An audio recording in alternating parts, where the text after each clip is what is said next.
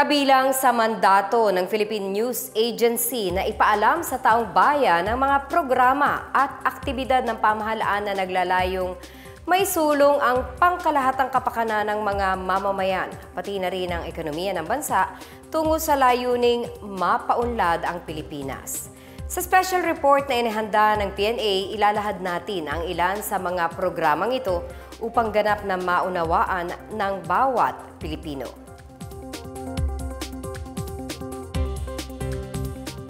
Patindi ng patindi ang init ng panahon. Sa maraming bahagi ng bansa, ramdam, lalo na ng mga magsasaka ang matinding tagtuyot na sumisira sa kanilang mga pananim.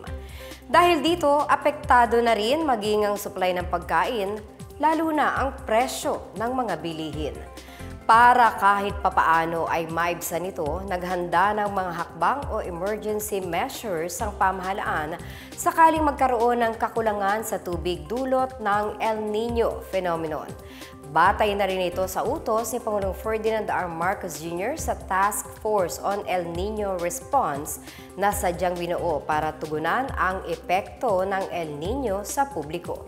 Narito ang special report hatid ni Wilnard Basilonia. Kasalukuyang umiiral sa Pilipinas ang strong El Niño phenomenon na inaasahang tatagal hanggang sa kalagitnaan ng taon.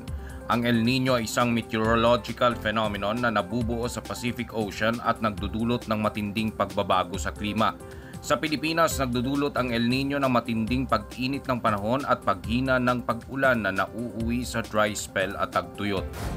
Kaya noong Disyembre 2023, iniutos ni Pangulong Ferdinand R. Marcos Jr. ang muling pagbuhay sa Task Force El Niño para bantayan at paghandaan ang mga posibleng epekto nito.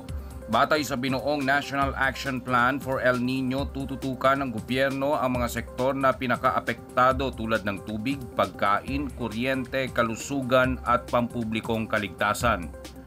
Ayon pa kay Pangulong Marcos, sari-saring hakbang ang inihahanda ng gobyerno para tugunan ang mga epekto ng El Niño sa bawat bahagi ng bansa. Kapansin-pansin anya na bagamat tagtuyot sa Luzon at Visayas, binabaha naman ang ilang bahagi ng Mindanao. Isa sa mga prioridad ng gobyerno ang mabilis na pagpapatayo ng infrastruktura tulad ng patubig para sa mga taniman at palaisdaan. Alinsunod ito sa utos ng Pangulo na bilisan ang pagtapos sa mga proyektong tutugon sa kakulangan sa tubig na dulot ng climate change. Tinitiyak din na may sapat na supply ng kuryente para sa mga kabahayan. Sa sektor ng agrikultura, binabantayan ang presyo ng pagkain dahil sa epekto ng mainit na panahon sa mga taniman. Nitong unang linggo ng Marso, pumalo sa mahigit 1 bilyong piso ang tinamong pinsala ng agrikultura dahil sa El Niño. Pinakamatinding tinamaan ng Western Visayas kung saan umabot sa 678 million pesos ang pinsala sa mga pananim at palaisdaan. Tiniyak naman ni Agriculture Secretary Francisco Chu Laurel Jr. na may sapat na supply ng bigas sa kabila ng El Niño. At kahit tumaas ang presyo ng bigas sa pandaigdigang merkado, mananatiling abot kaya ang mga presyo nito sa bansa. Samantala sa Cagayan Valley, nagsanib puwersa ang Department of Agriculture at Philippine Air Force para magsagawa ng cloud seeding na nagdala ng mahinang pag-ulan na kahit papaano ay nakapawi sa init at pagkatuyo ng mga taniman. Sa Metro Manila, nanawagan ang Metropolitan Manila Development Authority sa mga lokal na pamahalaan na makiisa sa pagtitipid ng tubig para mapigilan ang krisis sa supply. Sinimula naman ang pagtatayo ng mga rainwater catchment system para magamit ang tubig ulan bilang pangdagdag sa supply ng tubig. Isa pang binabantayan ng gobyerno ang El Niño sa kalusugan. Ngayong tag-init, tinututukan ng Department of Health ang mga kaso ng kontaminasyon ng tubig at mga vector-borne illness tulad ng dengue at chikungunya. Dahil din sa init ng panahon, mabilis na masira o mapanis ang mga pagkain na pwedeng magdulot ng sakit o pagkalason. Babala pa ng DOH, posibleng makaranas ang mga tao ng heat stroke dahil sa sobrang init. Kaya't payo ng ahensya, dalasan ang pag-inom ng tubig, umiwas sa pagbibilad sa araw at magsuot ng maluwag at preskong damit.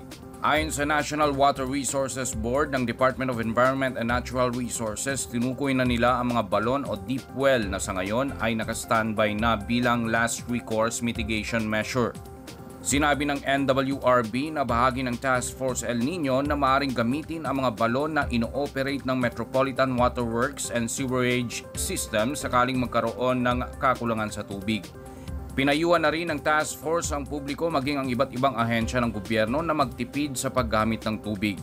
Nitong Enero, pinirmahan ni Pangulong Marcos ang Executive Order No. 53 para sa pag-streamline, pag-activate at pag-reconstitute sa lumang El Nino Task Forces sa ilalim ng Executive Order No. 16 Series of 2001 at Memorandum Order No. 38 Series of 2019. Sa ilalim ng EO No. 53, inatasan ng Pangulo ang task force na bumuo ng isang komprehensibong disaster preparedness at rehabilitation plan para sa El Nino at La Nina para magkaroon ng systematic, holistic, and results-driven interventions para matulungan ang publiko na makayanan at maibsan ang mapanirang epekto nito.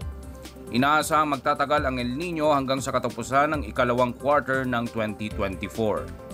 Para sa PNA Headlines, ako si Wilnard Bacelonia.